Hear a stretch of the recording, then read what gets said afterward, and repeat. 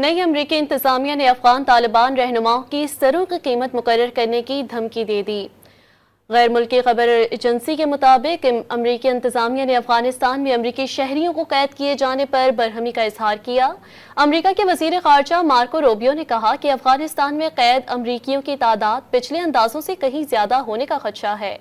धमकी दी कि अगर ऐसा हुआ तो अमेरिका को तालिबान की आला क़यादत के सरों की बड़ी कीमत मुकर्रर करनी होगी। गैर मुल्की खबर एजेंसी के मुताबिक अमरीकी इंतजामिया ने अफगानिस्तान में अमरीकी शहरियों को कैद किए जाने पर बरहमी का इजहार किया।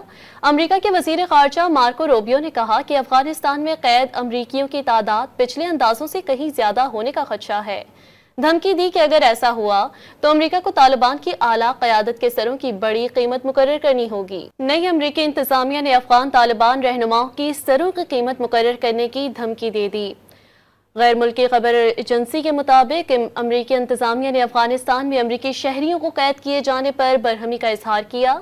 अमरीका के वजीर खारजा मार्को रूबियो ने कहा कि अफगानिस्तान में कैद अमरीकियों की तादाद पिछले अंदाजों से कहीं ज्यादा होने का खदशा है। धमकी दी कि अगर ऐसा हुआ तो अमेरिका को तालिबान की आला क़यादत के सरों की बड़ी कीमत मुकर्रर करनी होगी।